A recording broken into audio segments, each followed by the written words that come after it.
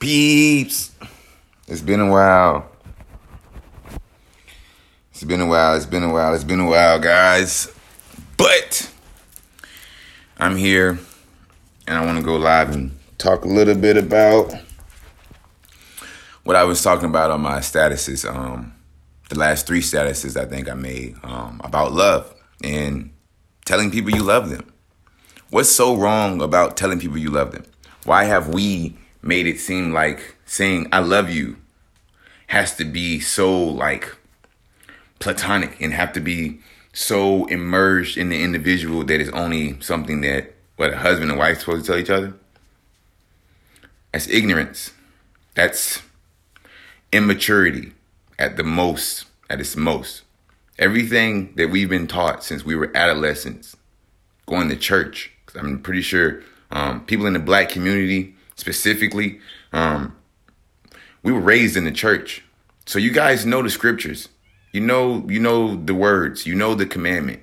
Love thy neighbor as thyself. So why do we not hold these in regard? Why do we not hold love at its highest pedestal? Why do we hold fear and hatred and stuff like that at its highest in the spiritual community or in the church back in the days where I'm really used to being in the church when I was like 98 back in the days?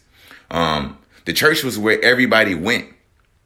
When you needed help in the community, the church was very involved in everything. So when you understand what we lack now in the community and what we did back then and what we had back then, it's not the same. Church isn't the same anymore. And it's because of a lot of the teachings. It doesn't correlate with what we understand now. We evolve as we get older. We're supposed to. Our views evolve as we get older as a species of human beings, as it's supposed to. So with that, our understanding of past things should also change. It's evolution. We're not supposed to stick with the same customs that we had when we were hunters and gatherers. We live in a whole technological age now. Everything's sped up. So with this, we have access to information we didn't have back then. So we had to go to someone that had a better understanding than us. College wasn't as easily ready as we have that now. College is, back then, people barely even graduated high school. Now everybody's getting a GED. Literally, they have high school diploma / GED. Those aren't the same things. Those are not the same things. They're not. So I don't know why they keep it like that, but that's an example of seeing that higher learning is more readily now than it ever was. We didn't have that back then. So with that and with the technological age that we're in, we have access to this information. So with that knowingness, we now understand so much more about love and the word love and the categories of love that's described in the same book that we use to preach love for all, supposedly. That's how it's supposed to be, but it's not always used that way. But it even tells you the different types of love in the Bible. It tells you know the different types of loves. You experience them. You experience the love from your parents. You experience the love as a parent if you have kids. You experience love for a spouse. You felt love for food, for objects. Is that the same love that you felt for your significant other? No. So what makes you think that you can't use that word love? What makes you think saying I love you to people that you actually love is degrading or demeaning the value of the word itself? That's ignorance at its most.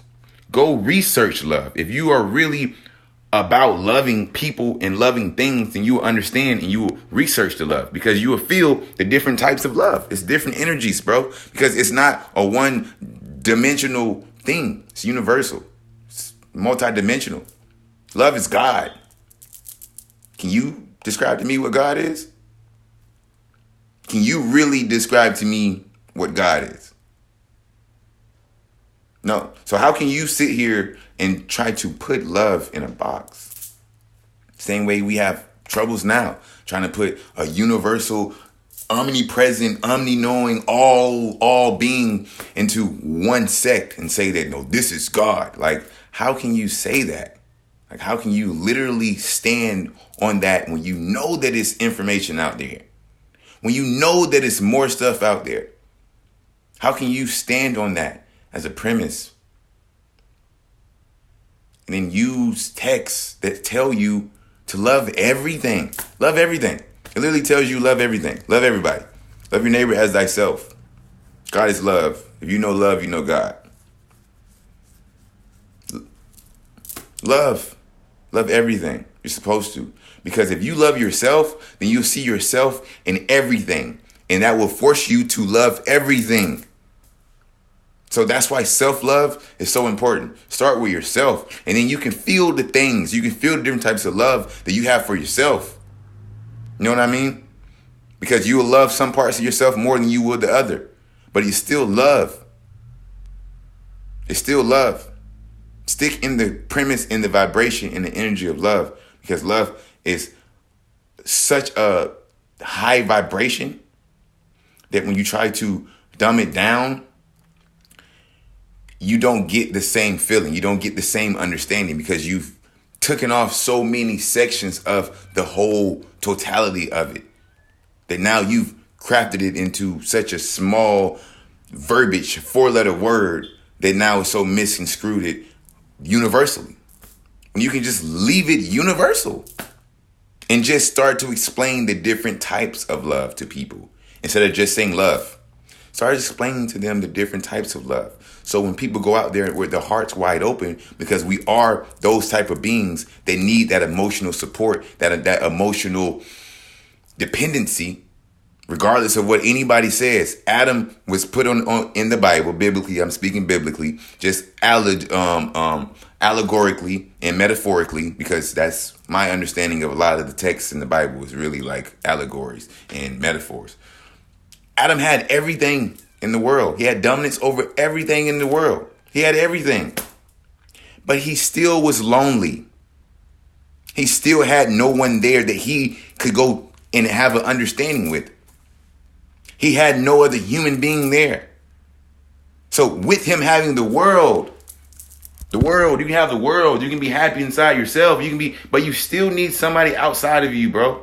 You still need somebody that you can go talk to, that you can express your emotions to, your physical and your mental expressions, so they can pick it up, understand it, and give it back to you. That's why it says when 2 or more are gathered in my name, I am in their presence. Because you need that. You need that. You need that equal exchange. You have to. Because that's where you get your understanding from. You won't get it. You can talk to your dog. You talk to your cat. I don't know how much understanding they're going to give you back on like what you're feeling as a human being. But understanding that you have other humans there, that you need other human beings, lets you know that while we are such a collective, we are one. We're individuals, but together we are one. We work as one. And if you don't understand that, you don't believe that, look into more of collective consciousness. Look into it. Because it's real. It's very real. We are more connected than we like to give ourselves credits for. But with that, we have to understand the connections. And with that, you understand what we call love. The feeling, the emotion that we call love. So don't throw away love. Don't get angry. Don't turn to hate. Because it's not doing yourself any justice. Understand what love is. Understand the levels of love, the different types of love, and just express it. You really just never know. You never know. You see how all this is the 30th of 2020, first month. And we've had so many catastrophic events happen in 30 days. 30 days. That if y'all don't realize that life is literally what you make it, not what everybody is trying to tell you what you should be doing. Just be you. If you love or feel or feel anything for anybody, speak it, say it, let them know. Because you never know. You might not see that person again. You really might not see that person again. So understand that you can love everything. Say it, do it, be it. Because being love is being God. Because God is love. So embody that love principle. Embody that love vibration and share it. But first you must love yourself, because that's where it starts. Love thy neighbor as thyself. So if you have love for yourself that is so infinite and so just glorious, to where you are unmoved by outside forces, then you can walk out and go love everybody. Everybody be like, oh, you have so much love in your heart. You know why? Because I see the you in me. I see the you in me. I see the me in you. And I love me. Through all the things that I have went through, I love me. For all my mistakes, I love me. For all of my accomplishments, I love me. So my neighbor, all of their faults, I will look past, because I look past my own faults. See what I'm saying? All of the glory, I will look past, because I look past my own glory. And I will go straight to the epicenter, to where it's located. The being that I understand, the being that's inside of me, the being that I look at and see inside of you guys. That's that God that I see. That's that love that I see, that we all have. I have never seen a baby that was born with hate. Never in my life, bro. Never in my life. Never seen a baby born with hate. That's taught. That's conditioned. Stop teaching hate. Stop teaching hate. It's not hard. You can talk. You can let me stop ingraining hate into people, should I say. You can teach hate. You can teach about hate, so people understand both spectrums, love and hate.